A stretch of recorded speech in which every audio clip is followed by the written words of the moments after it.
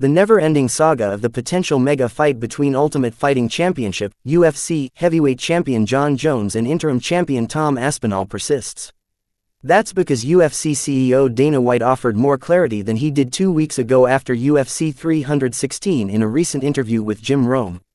Right off the bat, White was asked if he believes Jones is afraid to fight Aspinall. Jon Jones has been an interesting human being to deal with since the day he got here, but I will say this about him, you would never hear me out talking about he's the GOAT, if Jon Jones didn't want to fight people, White said. Jon Jones has never, ever said, I'm afraid to fight this guy, or, I don't like this fight for me, or any of that stuff.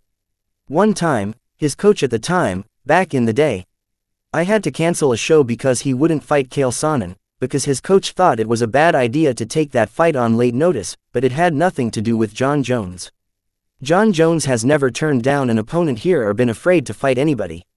White was then asked who he'd like to see, Bones, fight if he doesn't face Aspinall, and the UFC head honcho was clear. We'll see how this thing plays out over the next couple of weeks, White said. If we can't get this fight done, we'll move on quickly. We'll have answers in the next couple weeks. White has stood firm on Jones vs.